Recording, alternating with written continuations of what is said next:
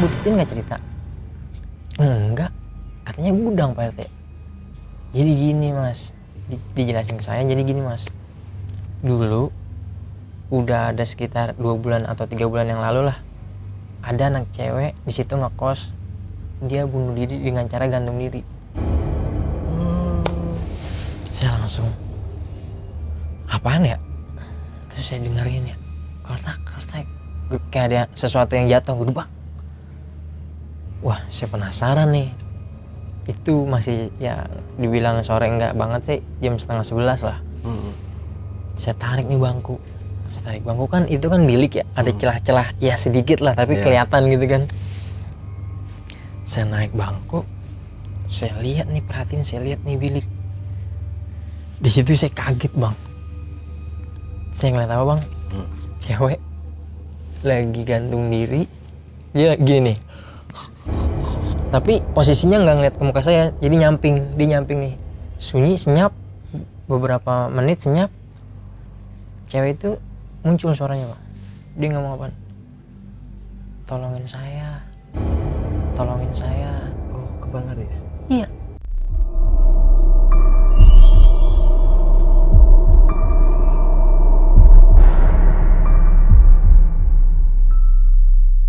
Assalamualaikum warahmatullahi wabarakatuh. Jumpa lagi dengan saya, Ale, host Jejak Backpacker. Dalam obrolan misteri Jejak Backpacker kali ini, saya kehadiran seorang narasumber yang pernah mengalami kejadian mistis beberapa tahun lalu di Parung, Bogor. Sebelum narasumber menceritakan pengalaman mistis yang pernah dialaminya, jangan lupa untuk selalu support channel Jejak Backpacker. Subscribe, like, komen, dan share sebanyak-banyaknya video-video YouTube Jejak Backpacker. Assalamualaikum Bang Waalaikumsalam. Aris. Bang Ale. Ya, jadi Bang Aris ini beberapa bulan lalu ya, beberapa minggu Berapa lalu tahun? ya, udah pernah kita take, tapi dengan cerita yang beda. Jadi waktu itu Bang Aris ini menceritakan tentang sahabatnya yang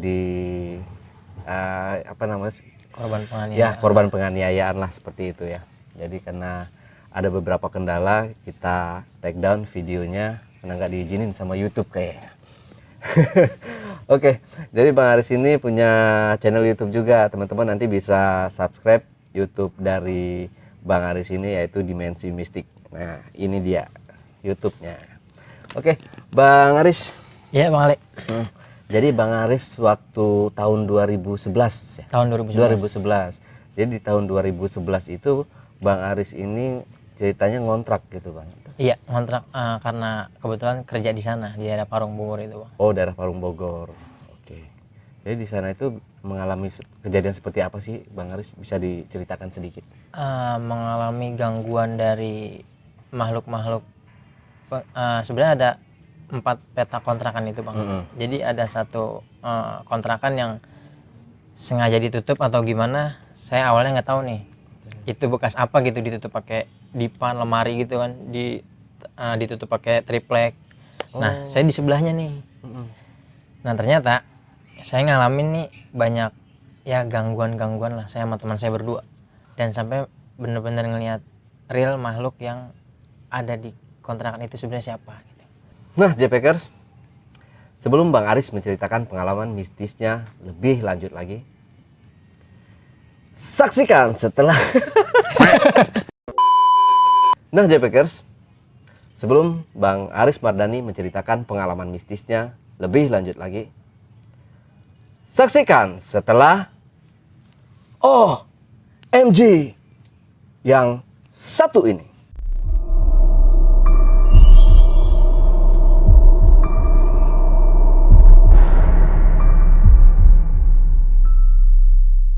Oke, Bang Aris. Ya, Bang Ale. Siap ya Bang ya. Ini dari kisi-kisinya aja tadi udah sangat bikin saya udah langsung merinding. Serem banget nih kayak ceritanya. Bisa langsung diceritakan aja Bang Aris. Ya, Bang Ale. Sebelumnya makasih banyak nih Bang Ale. Siap. Udah kasih kesempatan saya buat cerita di Jejak Backpacker. Sama-sama Bang. Jadi pengalaman yang saya alamin ini kejadiannya pada tahun 2011 Bang Ale. Di 2011 itu saya sama temen nih, ada nih berdua teman saya, namanya si Denny saya ini sama-sama nganggur nih pada awalnya. Ketika saya main ke rumah Denny nih, nah kebetulan Denny ini punya ceweknya orang Bogor. Nah di teleponan tuh, selesai di teleponan, nah dia ngasih tahu saya kebetulan lagi main nih di rumah teman saya nih Denny. Dia kasih tahu, lu mau kerjaan nggak? Kata dia gitu ya, kerja di mana? Di Parung. Jauh banget. Saya bilang gitu kan, jauh banget. Mau nggak? Cuman gajinya kecil. Nah terus kita tinggal di mana? Tempat cewek lu? Saya bilang gitu. Enggak, ntar dekat rumah dia ada kontrakan. Ya udah, akhirnya saya nggak pakai pikir panjang. Ya udahlah, nyoba pengalaman juga lah. Nah saya itu kerja di pabrik air. Air isi, bukan air isi ulang ya, tadi pabrik air mineral lah. Singkat cerita, saya mengiyakan dan dapat kabar juga dari ceweknya teman saya ini, ada nih kontrakan, udah dapat kontrakan dengan nominal harga murah banget lah, 250 per bulan. 250. Ya udah, karena ceweknya juga kerja di dalam pabrik itu, jadi kita mudah juga nih buat masuk di dalam kerjaan itu, Bang. Saya sampai di Parung itu langsung nih dianterin sama ceweknya teman saya dan ibunya. Ditunjukin, ini nih kontrakannya Riz Den gitu kan. Oh ya udah. Nah, di situ saya juga sempet curiga nih, karena saya ngelihat ada satu kontrakan di sebelah pojok itu tuh ditutup pakai papan, diganjel lagi pakai lemari bekas gitu ya, diganjel. Saya bingung pas saya lihat, ini apaan ya? Cuma saya nggak nanya nih. Nah akhirnya kebetulan ini yang di sebelahnya ini kosong, jadi ada tiga empat kontrakan. Jadi yang ditutup ini sebelah sini, ini kosong, di sini ada isinya 2. Nah akhirnya saya masuk nih di sebelahnya nih. Singkat cerita, saya udah nempatin nih, Bang. Saya udah nempatin, ya kita masih belum ngalamin apa-apa. Dan di situ juga kita nggak bisa nih, saya sama teman saya ini kerja nggak bisa satu shift, tapi kita dilainin. Jadi mau nggak mau di dalam kontrakan itu ya kadang dia tidur sendiri, saya tidur sendiri. Setelah Pisah ranjang. bisa lah. Nah setelah beberapa hari kita udah melakukan aktivitas kerja di pabrik itu, ada satu malam saya ngalamin nih, Bang. Saya shift siang, saya shift pagi, saya pulang sore nih. Ketika saya pulang sore, saya ketiduran nih, Bang Le. Saya ketiduran, belum sempat makan, belum sempat ngapa-ngapain, udah lelah banget kan seharian. Saya ketiduran. Nah pas saya sampai nih, emang teman saya udah nggak ada, karena kan dia shift sore tuh. Jadi kunci ditaruh di sela-sela atas pintu tuh, kita udah paham. Saya ketiduran. Nah sekitar jam 1 saya kebangun nih, Bang Le. Saya kebangun, saya lihat jam, wah jam 1. Saya lapar juga nih. Saya lapar, saya lihat, wah nggak ada rokok nih. Nanti habis makan kan enak ngerokok nih gitu kan. Ya yaudah, saya cuci muka, saya keluar nih ke warung. Jadi kalau saya gambarin itu sekitaran tuh masih banyak pohon-pohon lah di daerah Parung itu, kayak pohon belimbing, pohon rambutan, pohon bambu. Saya nggak mikir apa sebenarnya. Saya nggak mikir apa. Yaudah saya habis cuci muka, saya keluar nih beli rokok. Saya beli rokok, saya sama sekali nggak ngeliat tuh di halaman ada seorang, sepi banget. Saya keluar beli rokok. Ketika saya balik, saya ngeliat sosok.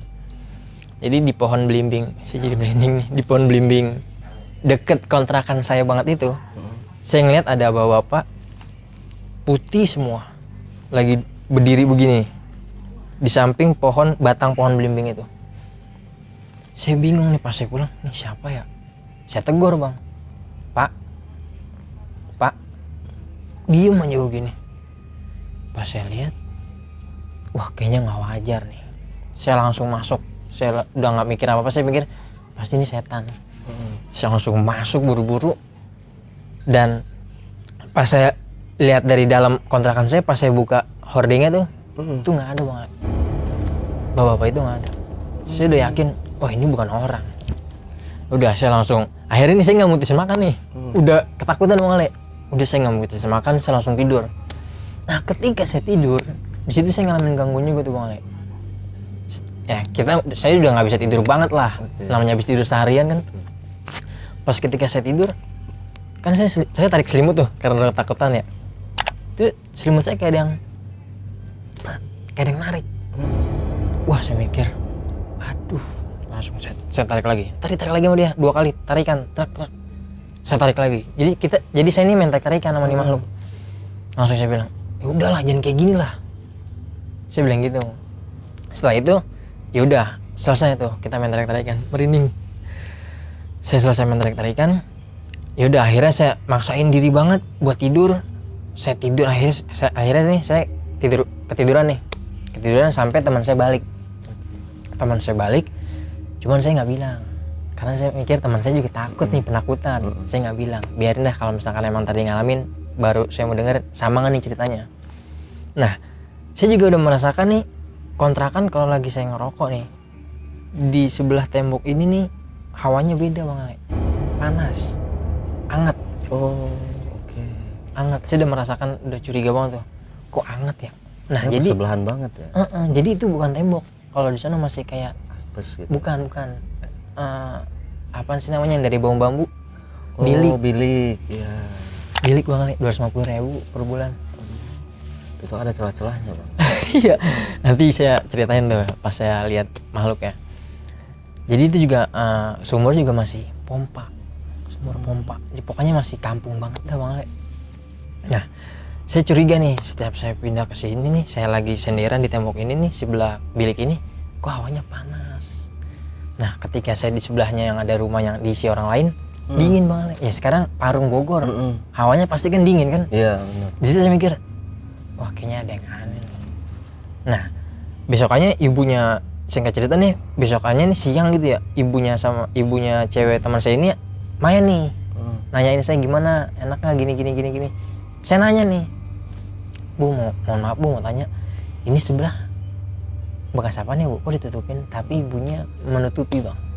Kalau menurut saya sih menutupi, biar saya ini nggak pada takut nih berdua. Dia nggak bilang, ini kali emang nggak dipakai Riz, buat barang-barang bekas, gudang gitu, bilangnya kayak gitu. Saya mikir, oh iya mungkin namanya orang tua nggak mungkin bohong nih, gitu kan saya mikir gitu. Ya udah. Nah nih, jadi saya ceritain nih bukan yang saya rasain doang nih, tapi teman saya. Nah ketika saya sip masuk sore, pulangnya besok pagi, teman saya ada di kosan dong, ada di kontrakan itu. Teman saya ini juga akhirnya dia ngalamin nih, maksudnya ketika dia lagi mau makan, dia ngelihat ketika dia habis ambil piring nih dari rak piring, dia ngeliat nih rak piringnya tuh kayak ada yang goyangin. Dia cerita sama saya, jadi rak piring tuh pas gua ngambil piring, kata teman saya nih si Denny, tuh langsung diorak Riz, dia ngomong tuh langsung diorak. Nah dia nanya nih, gue juga curiga Riz ya, ini sebenarnya nih ngapa ya kontrakan kayak gini. Dia ngomong gitu.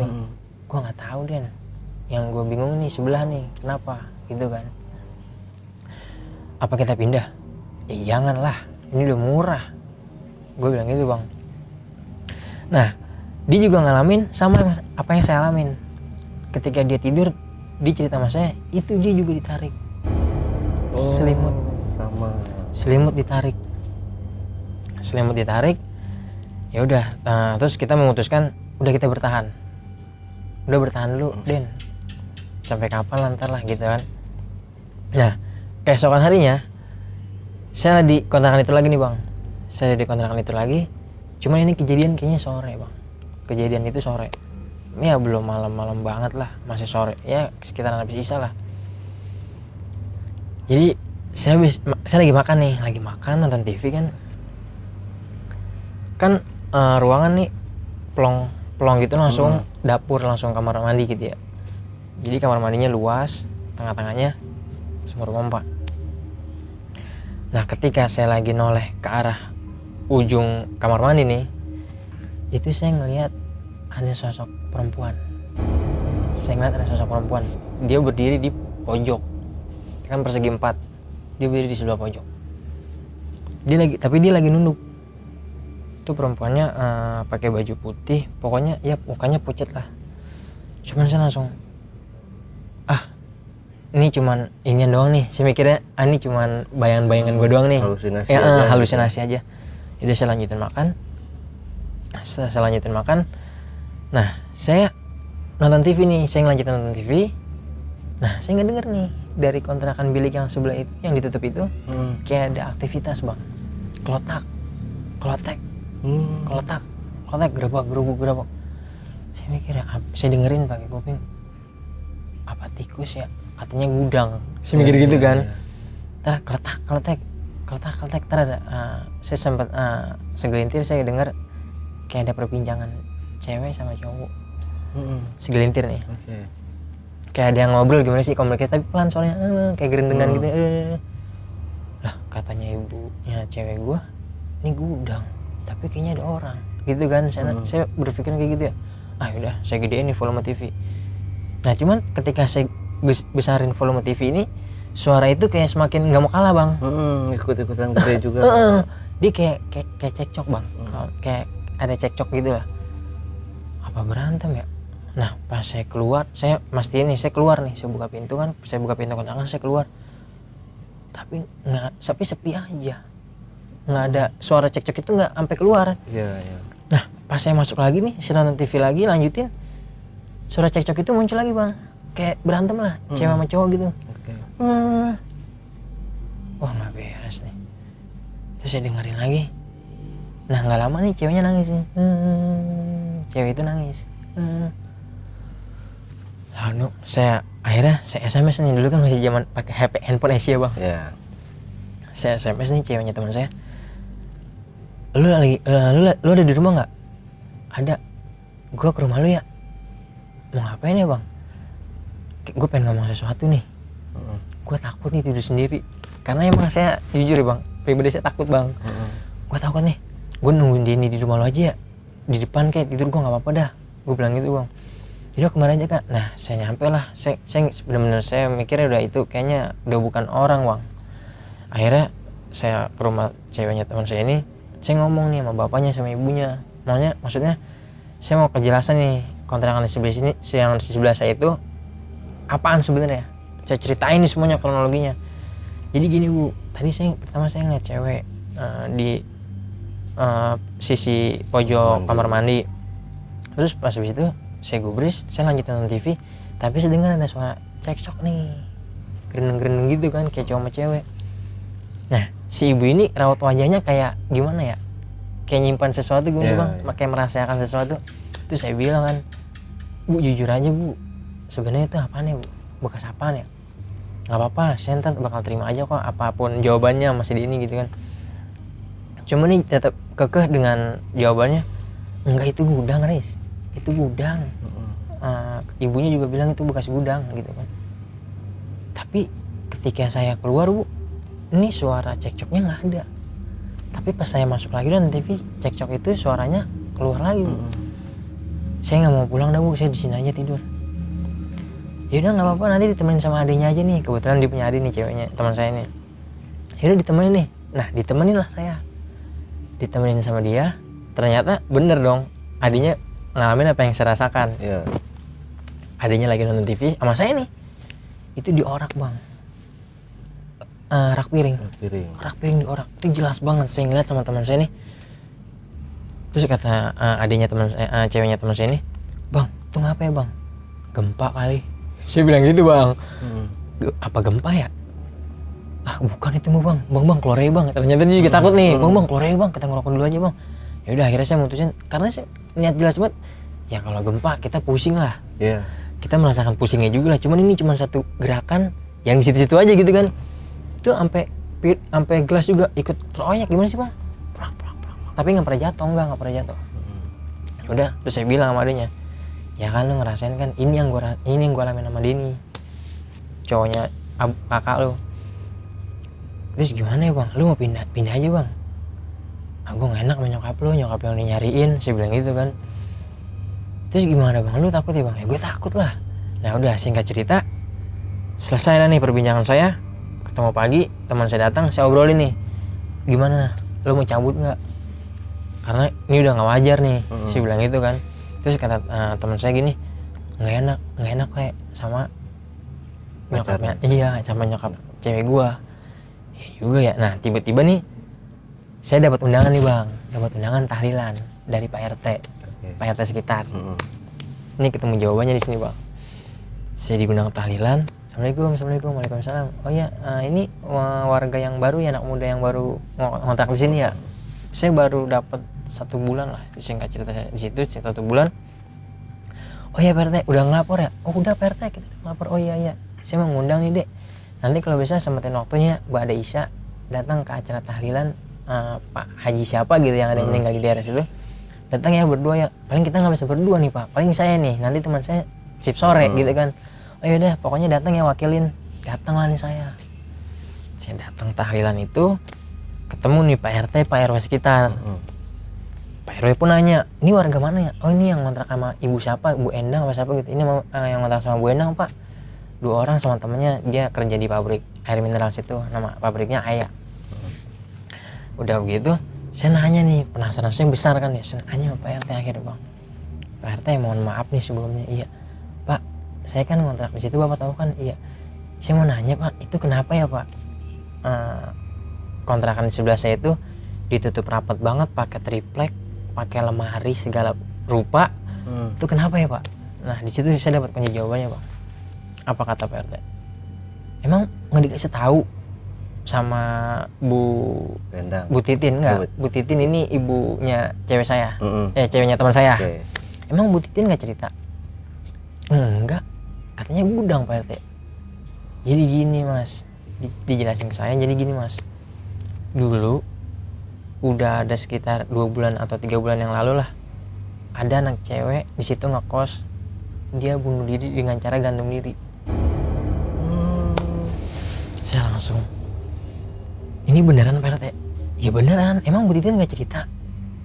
Ya dia ceritanya cuma bilang kayak gitu. Apa dia mikirnya kita nanti pada takut ya Pak RT? Ya mungkin Bu Titin mikirnya nanti kamu pada takut. Emang kamu ngalamin apa mas? Saya cerita tuh ya. Oh iya mungkin, kata dia gitu ya. Tapi jangan bilang sama Bu Titin ya, saya cerita begini nanti saya nggak enak sama Bu Titin. Oh enggak Pak RT, saya bakal rahasiain. Makasih nih Pak RT. Cuman di situ saya masih melanjutkan ngontrak di situ, nggak langsung cabut kabur gitu aja, enggak Bang Ale.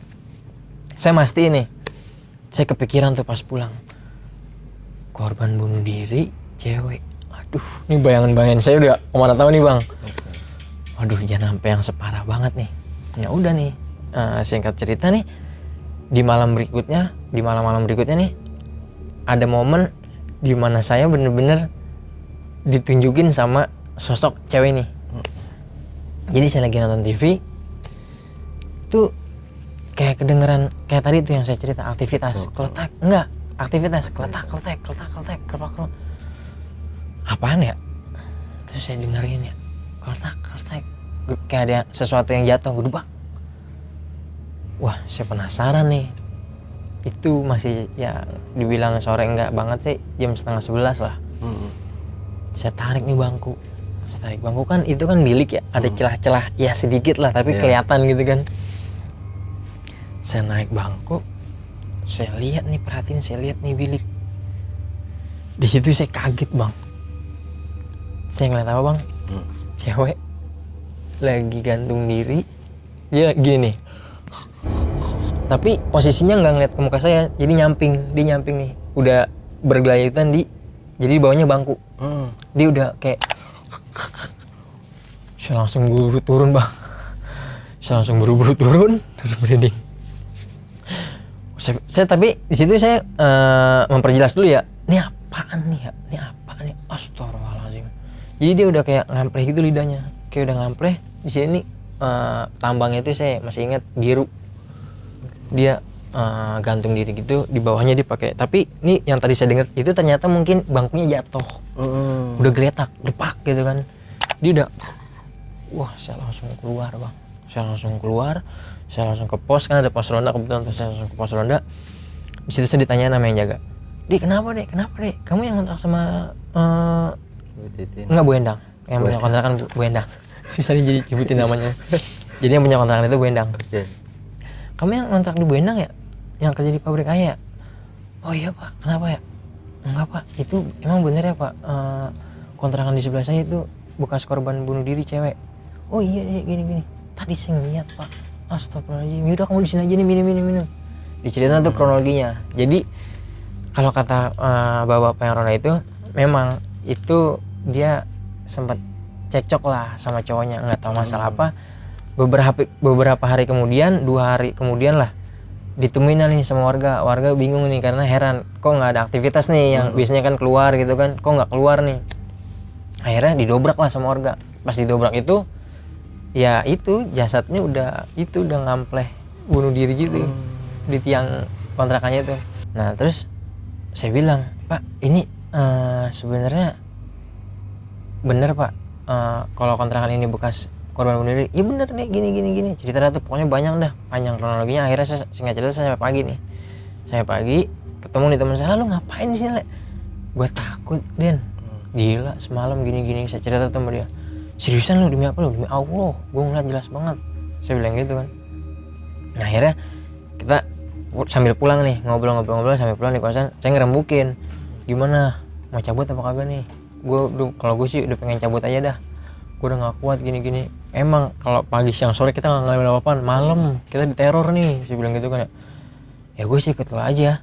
Terus kata teman saya, cuman kita nanggung belum gajian. Posisinya sih belum gajian bang, nanggung nih udah setengah kerjaan nih, udah 15 hari kerja lah. Iya juga ya Dan, sabar-sabarin ya sampai gajian dah kita cabut gitu kan. Gue juga pengen cabut lah kata dia gitu kan. Ya udah, emang nih kayaknya nggak tahu nih, kayaknya naasnya pas di saya doang nih, kayaknya saya ditampakin hal-hal kayak gitu. Pas teman saya masuk kerja lagi nih shift sore, saya bilang, gue mendingan nginep aja kali ya di tempat cewek lu ya, nongkrong dah nggak apa-apa, begadang dah. Ya gue sih terserah lu, cuman kan kagak enak bego kata dia gitu kan, kagak enak lah. Ya wis gimana, gue pasti ngalamin nih malam nih, gue bilang gitu bang. Ya udah lu tidur aja, udah lu makan dari sore kata dia gitu, lu makan aja dari sore, lu tidur aja malam ya. Enggak lah, ya udah. Singkat cerita obrolan selesai, dia pergi kerja, saya malam nih. Ketemu malam, saya nonton TV. Emang kayaknya saya pengen banget nih ngeliat nih sisi dapur nih, dapur. Saya pokoknya terpaku sama situ dah, ekor mata saya ke situ mulu. Kayaknya ke situ mulu ngapain ya? Kayaknya ada sesuatu nih. Tapi saya fokus lagi nonton TV. Tapi entar beberapa lama kemudian saya ngeliat ke situ lagi. Nah pas saya lagi nonton TV itu keluar nih, tapi suara bang, suara dari sebelah. Abis cekcok itu saya dengar cekcok lo nih, keluar suara cekcok itu lagi. Ya Allah, saya mikir dia lagi aja nih gitu ya. Abis itu udah sunyi senyap, beberapa menit senyap, cewek itu muncul suaranya bang. Dia ngomong apa? Tolongin saya. Oh, ke Bang Aris? Iya, tapi dari balik bilik ini ya. Tolongin saya. Itu kan pas buat di kuping saya. Tolongin saya. Aduh, langsung saya matiin TV. Langsung saya keluar. Saya tapi nggak kemana-mana, saya di depan kontrakan saya nih. Saya mikir gini ya, kok kayaknya hampir tiap malam kayak gini banget ya. Akhirnya ada bapak-bapak ronda itu lewat. Kenapa lagi dek? Pak, maaf pak, bisa temenin saya dulu nggak pak, sebentar pak. Saya cerita lagi tuh, Pak, ini kok saya dihantuin mulu ya pak, gitu kan. Ya udah sih, saran saya pindah aja, kata dia gitu ya. Saya kok dihantuin mulu ya pak, ini pas saya mulu lagi dihantuin setiap malam gitu ya. Emang kenapa tadi? Dia minta tolong sama saya pak. Ya emang sih kalau orang meninggalnya nggak wajar, rata-rata kayak gitu deh, dia ngomong gitu kan. Ya cuma gimana ya pak, ya udah pindah aja lah. Singkat cerita, teman saya datang nih, paginya teman saya pulang nih. Saya tuh nggak berani tuh, akhirnya saya di depan tuh bang. Saya di depan, ya saya gabung lah ngobrol sama sok kenal dia tuh sama tetangga sekitar. Saya ngobrol sampai pagi. Saya nyeritain tentang kontrakan ini. Bahasanya emang benar nih, semua warga itu emang udah tahu kalau kontrakan itu emang bekas ya itu korban bunuh diri, gantung diri itu karena faktor ribut lah sama cowoknya. Tapi cowoknya ini nggak dicari-cari, nggak ketemu, lepas tanggung jawab gitu. Ngobrol-ngobrol, ya udah akhirnya saya nih singkat cerita besok malam lah, satu hari itu kan kita udah mau gajian nih. Teman saya males nih teman saya malas masuk nih. Gue nggak mau masuk dah gitu kan ya. Ya udah lu temenin gue aja gitu kan. Gue malas masuk, besok kan kita gajian, selesai gajian kita cabut ya Riz. Cabut dah, udah cabut. Kita kemas-kemas nih bang. Kita lagi kemas-kemas barang. Nah itu kita dengar suara cekcok lagi bang dari balik bilik itu. Teman saya juga pertama dia yang nyadarin. Nah ternyata nih pas kita lagi kemas-kemas barang nih, besok kita mau cabut kan, lepas lagi dari kontrakan itu. Nah teman saya sendiri nih langsung yang dengerin suara cekcok itu dari balik bilik itu kan, kontrakan sebelah. Dia nyolek, "Le, ngapa lu denger ya?" "Iya cekcok." "Bener juga yang lu bilang ya?" "Iya kan, gue yang dengerin setiap malam nih cekcok." Nah kita dengerin nih bang, pada masang kuping nih. "Kamu gini pokoknya gitu dah, pokoknya tapi samar-samar bang. Kamu gini." Terus ada barang yang kayak sesuatu barang yang kayak dipecahin gitu, prak. Terus saya bilang, "Nggak mungkin, gudang begini." Saya bilang gitu kan ya, "Ini udah fix nih apa yang kata Pak RT bener.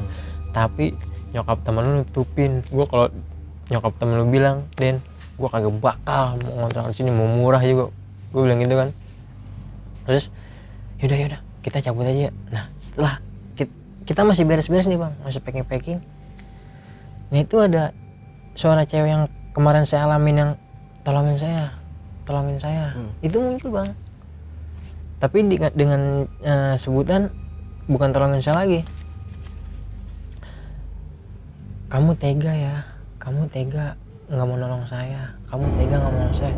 Saya jadi gimana ya, itu mau saya udah waduh udah ketakutan banget. Kamu tega nggak nolongin saya. Terus saya sama teman saya ini main tatap-tatapan nih. Gimana? Kita cabut. Akhirnya kita cabut itu. Kita keluar, kita nggak berani tidur. Akhirnya kita keluar dari kontrakan itu. Ya udah kita begadang lah di pos, dan kita benar-benar udah sepakat fix besok kita keluar. Akhirnya kita ngomong nih ke nyokapnya cewek teman saya itu, "Bu, saya pamit, nggak apa-apa, sudah saya keluar aja dah kerja. Yang penting kita udah lepas." Karena kita ceritain semua, saya juga nguak nih. Akhirnya ibu Titin ini baru, "Oh iya dek, gini, saya takut kalian tuh pada takut gini." "Ya enggak Bu, kita ngalamin kok, kita udah ngalamin," sih bilang gitu. Ya akhirnya ya kita dapat kerja 2 bulan doang lah bang, kita ngontrak di situ.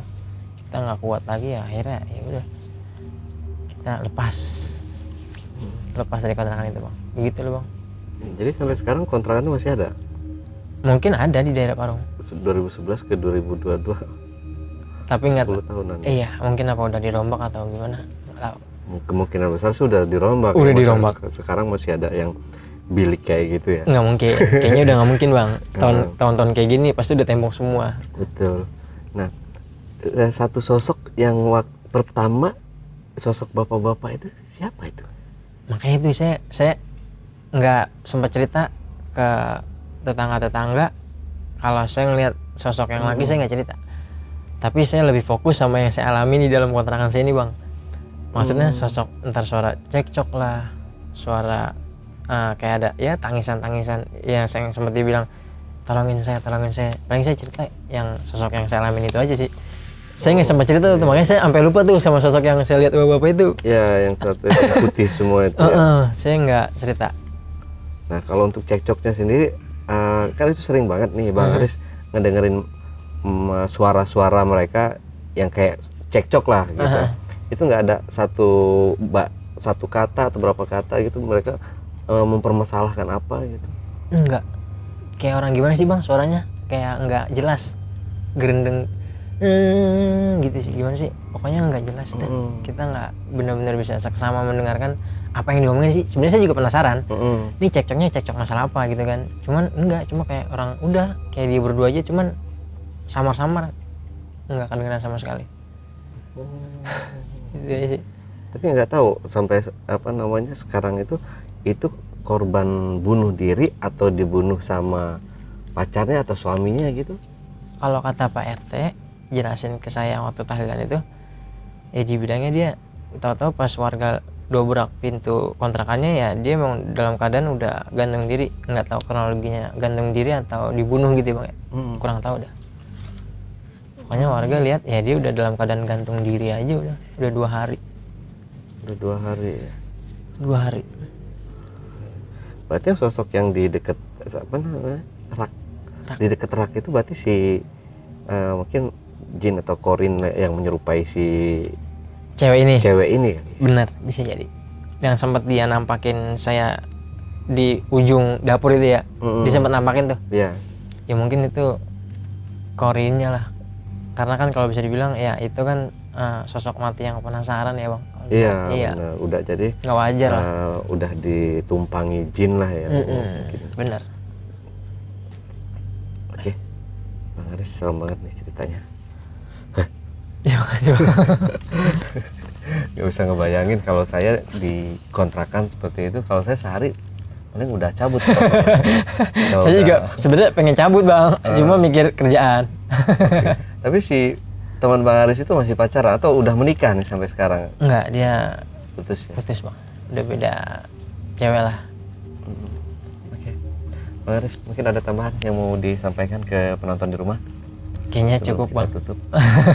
Nggak ada pesan-pesan bang. Horornya keren banget nih Bang Aris. Nah JPKers, itu tadi obrolan mistis jejak backpacker yang diceritakan langsung oleh Bang Aris Mardani dari Dimensi Mistik. Jangan lupa untuk selalu support channel Jejak Backpacker. Subscribe, like, komen, dan share sebanyak-banyaknya video-video YouTube Jejak Backpacker. Wassalamualaikum warahmatullahi wabarakatuh. Oke. Bang Aris, thank you banyak. Sama-sama bang Ale, terima kasih banyak bang Ale. Sampai jumpa.